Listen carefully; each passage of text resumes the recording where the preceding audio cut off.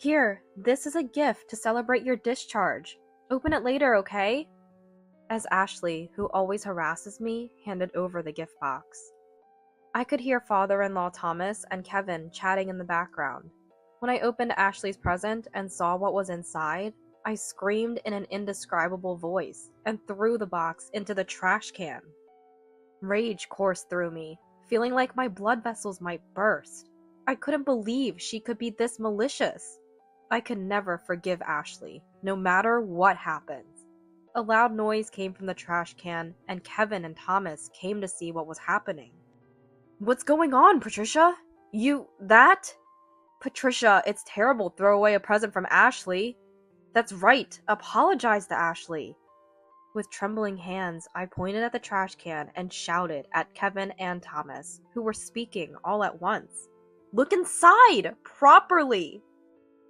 Kevin skeptically appeared into the trash can, his face turning pale as he saw the contents. My name is Patricia.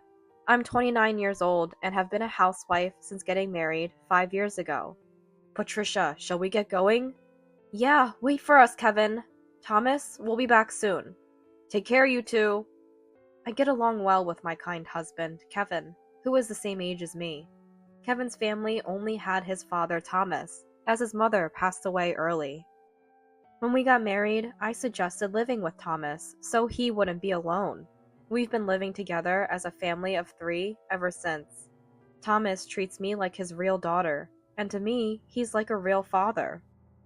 While heading to our destination, I chat with Kevin. Kevin, thanks for always being there for me. What are you talking about? I always look forward to coming here too. Kevin and I were on our day off, visiting children's homes. I love children and worked as a preschool teacher before getting married.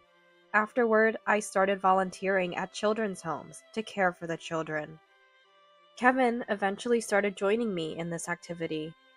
Patricia, long time no see! It has been a while. Has everyone been doing well? An older child hugged me as I arrived. Kevin was also popular among the boys who wanted to practice soccer. Patricia, read us a book! While playing with everyone, a 3-year-old boy named Charles, who recently joined children's homes, came to me with a picture book. He had no one to rely on since his parents died in an accident.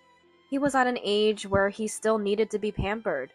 Of course! Come, sit on my lap. Charles climbed onto my lap with a happy expression and listened to the storybook. I felt a surge of affection, but knew I had to maintain a professional distance. As it was time to leave, I said goodbye to the children, including Charles, who looked reluctant. It was a fun day, and the kids were adorable. Yes, they were. I wish I could have a baby of my own, too. It's been 5 years since we got married. We've always wanted children, but we haven't been blessed with one yet. Don't worry too much.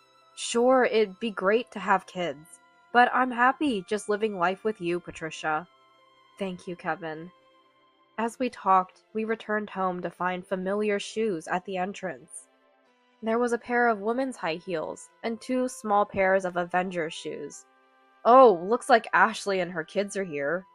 Kevin's voice was excited, but I instantly felt a sense of dread. My nephews came running to the entrance excitedly. Hey, Patricia! Let's play Avengers! Welcome back, Kevin. Ashley, my sister-in-law, appeared, her plump body swaying. She was as flashy as ever. It's been a while, Ashley. Sure has. Are you doing your job as a wife properly? Anyway, I came to talk to Dad today. So can you look after the kids for a bit? Yes. I could only respond meekly to her authoritative tone. Ashley, married with 2 young sons, lives nearby and often drops by. She adores Thomas and Kevin and seems to depend on her parental home a bit too much. She always expects me to babysit when she visits. While Kevin and I were babysitting the nephews in the room next to the living room, I overheard Thomas and Ashley's conversation. So I want Dad's company to handle the products made at my husband's family's business. We're really struggling with the management right now. I see. Alright, if I can help your family, I will. Yay! And one more thing, can the kids get some allowance? Well, a little bit is okay. Call the kids here, and Kevin too. Thanks, Dad. Thomas, Ashley, and Kevin get along well. Ever since mother-in-law passed away, they've supported each other and lived together. This situation probably strengthened their bond. However, Ashley seemed to dislike my presence. To her, I'm the annoying woman who is the wife of her beloved brother and adored by Dad, whom she loves dearly. That must be it. Oh, Kevin, Dad was calling for you? Oh, got it. You kids, Grandpa's going to give you some allowance. Go on. As Kevin and the kids left, Ashley entered the room. By the way, Patricia, still no baby? The usual conversation started, and I tensed up. Yes. Kids are so cute, aren't they? Well, you'd know, having been a preschool teacher, right? Yes, I do think about it if we are blessed with one. Hasn't it been 5 years? Maybe there's a problem with you, Patricia. Ashley was always like this. Initially, she made snide remarks about my housekeeping, but in recent years, she's been blaming me for not being able to have children. I couldn't say anything and just looked down. You should be careful about your daily actions, you know. Otherwise, a baby might not come to you. Yes. Seeing tears in my eyes, Ashley seemed satisfied and started preparing to leave. Despite feeling a stomachache, I somehow managed to join Kevin and Thomas in seeing Ashley and her family off. That night, when I went to the bathroom, I noticed unexpected bleeding. Concerned, Kevin suggested we visit a gynecologist the next day. The diagnosis I received was beyond anything I could have anticipated. You have cervical cancer. It's progressed to a stage where immediate surgery is necessary. The doctor's serious expression made me react impulsively. Does this mean I can't hope for a baby anymore? The doctor silently shook his head. It wasn't metastasized to other parts, but I needed a complete hysterectomy. Overwhelmed by shock, I broke down in tears. Kevin's hands, as he held my shoulders, were also trembling. Even if we can't have children, I just need Patricia to be alive. That's all that matters to me. On the way home, Kevin said this while looking into my eyes. I could tell there was no falsehood in his words. Kevin, I'm sorry. Don't apologize. Let's focus on getting through the surgery first. I felt grateful that Kevin was my husband. That's what I thought. Thomas, upon hearing the news, was also worried and took extra care of me, doing household chores more than ever. However, Ashley was different. Taking advantage of a moment when we were alone, she threw harsh words at me. Oh, cervical cancer, huh? Isn't that something you get from being with too many people? That's not true at all. I've never done anything like that, I finally retorted. But still, being unable to have children is like the end of you as a woman, right? What? Stunned by her words, Ashley added insult to injury. Poor Kevin and Dad, stuck with a useless woman like you. Seeing me break down and cry, Ashley left with a scoff. Kevin found me crying alone and rushed over. Hey, what's wrong? Patricia, are you hurt? I really wanted to pour my heart out, but I couldn't bring myself to. The bond between Ashley, Kevin, and Thomas was strong, and they got along well. If Kevin and Thomas still defended Ashley, even after knowing what she's been doing to me, that was what I feared most of all. Don't cry. Look, I went to volunteer at children's homes today. When I told them about your surgery, Charles gave me this for you. Kevin handed me a folded piece of paper. When I opened it, Patricia, get well soon. I'm waiting. Love you. Looking at the clumsy letters written with crayon, I felt a warmth in my heart. That's right. I need to focus on getting through the surgery and getting better. Then I can visit Charles and the other children again. That day, I had a new goal. And then came the day of the surgery. When I woke up, it was all over. There was no metastasis, and the surgery was successful. While grappling with an indescribable sense of loss, I spent my time in the hospital. During this period, Kevin and Thomas frequently visited, which lightened my heart a bit. I'm so glad the surgery went well, and you're safe, Patricia. Patricia, if there's anything you want, just let us know. Despite everything with Ashley, I felt truly grateful to have married Kevin and lived with Thomas. Thank you so much, Kevin, Thomas. Don't mention it. Let's celebrate when you're discharged. Yes, we'll invite Ashley too. Let's celebrate together. I couldn't bring myself to say, please don't invite Ashley, and just gave an awkward smile. Now that I no longer have a uterus, what would Ashley say to me next? The thought weighed heavily on my mind. However, in front of Kevin and Thomas, Ashley always put on a good face and never said anything unpleasant to me. Maybe if I stay close to Kevin and Thomas, I'll be fine. Or perhaps no one would be cruel to someone who just underwent a major surgery and got discharged. I held on to that hope. And then, on the day of my discharge, Thomas and Kevin, as they had mentioned before, hosted a welcome home party at our house. They carefully chose and prepared my favorite foods that I could eat. The table was laden with various dishes, and beautiful flowers were arranged. Their thoughtfulness made me smile. When it was time, Ashley arrived. She was alone today, having left the kids at home. Oh, Patricia, you've been through so much.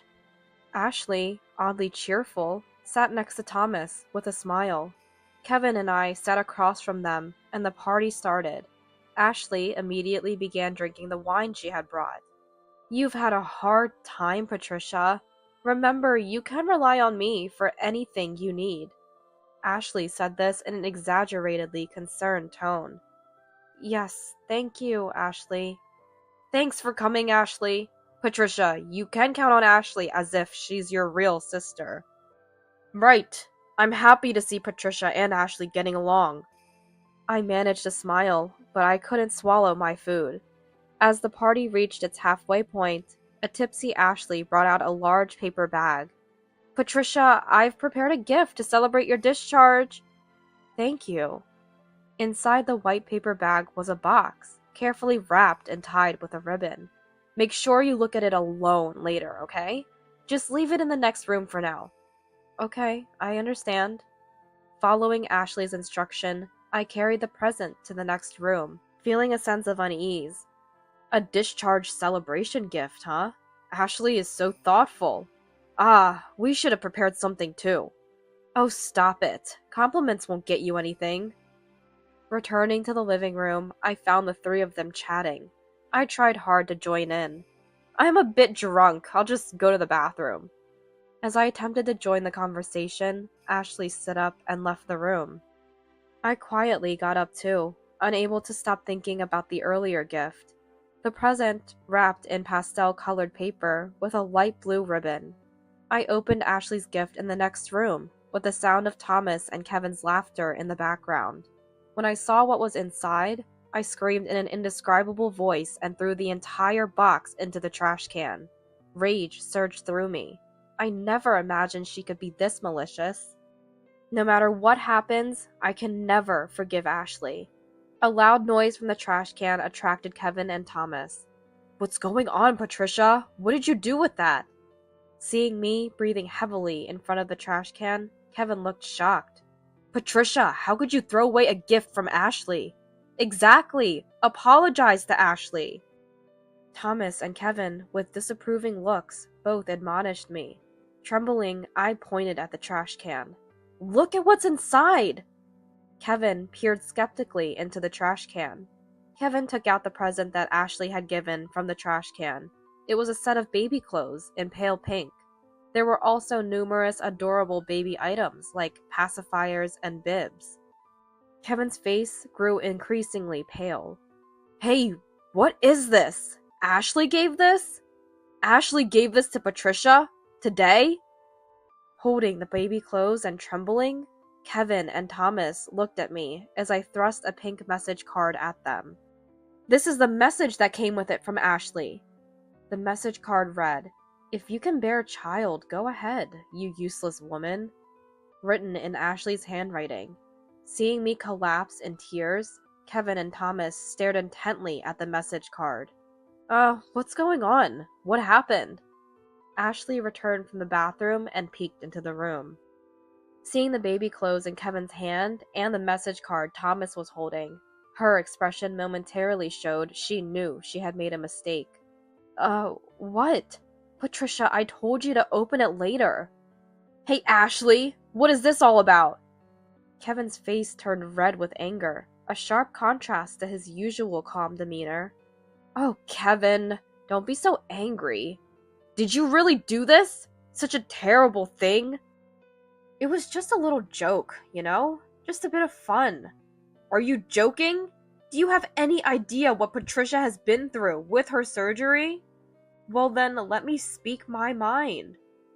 Ashley, who had been smiling flippantly, suddenly turned serious.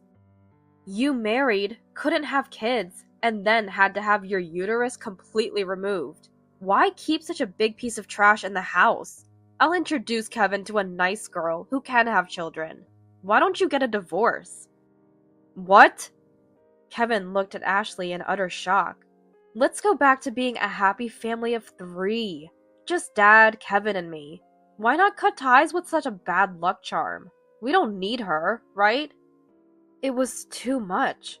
Just as Kevin and I were about to retort, a quiet voice spoke.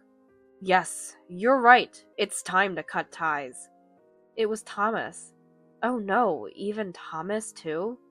Thinking this, my heart felt constricted. Of course, you're no longer needed. After Ashley spoke, Thomas continued. It's you, Ashley, that we are cutting ties with, as of today. What? Now it was Ashley's turn to look shocked. Wait, Dad, what are you saying? I've been too lenient just because she's my only daughter. To think she's grown into such a heartless person? I'm ashamed of myself. Thomas continued in a calm voice, but it was laced with immense anger. I'll say it again, Ashley. I'm cutting ties with you as family. Also, our company will cease all dealings with your husband's family business. Dad, what are you saying? If you do that, I'll be thrown out. That's your problem. You're no longer welcome in this house. Leave, now! Thomas pushed Ashley towards the door, ushering her out. What the? Even Dad and Kevin? Defending such a flawed woman? What's wrong with you all? Ashley yelled as she left, and Kevin shouted back. The flawed woman here is you! Get out and never come near us again! The front door closed, and Kevin and Thomas locked it with a chain. Then they rushed over to me. Patricia, I'm sorry. I should have realized sooner. I'm truly sorry.